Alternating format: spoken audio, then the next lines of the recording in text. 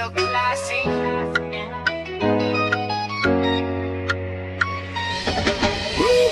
Mwanamke ni tabia, sio shepu wala sura, ni tabia.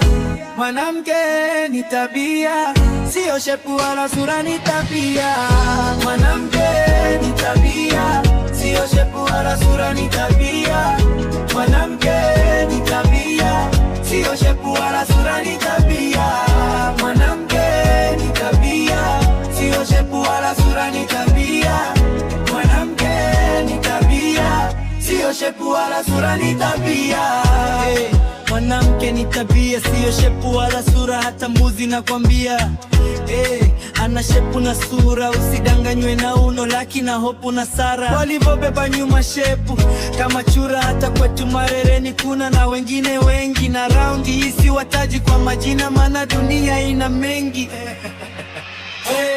Mwanzoni alikuwa mpole, mwenye tabia njema, yani binti mlokole. Tatizo ni mama, yani mama mkwe. Hivi ni kweli alimpea pasta, hata ukiomba utapata. Walimu, wazee na vijana hawalaumu.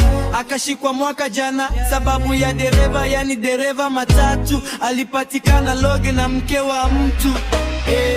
Mwanamke ni tabia, sio shepu wala sura, ni tabia.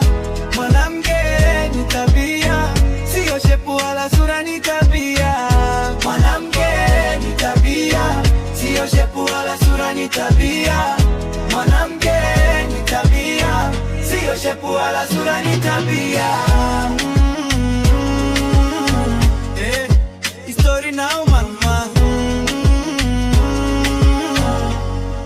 Ukitazama kwa kina, ilikuwa ni aibu, tuliona mambo ya ajabu. Sikutegemea takuwa na listi ya watu wengi, waliokuwa karibu walishuhudia mengi. Mumewe alipopata habari alishtuka na kuzirai, aliona kamutani akamka tena kazirai. Haikuwa rahisi kumjua mkewe ni malaya, alipokagua simu yake ndalijua haya da.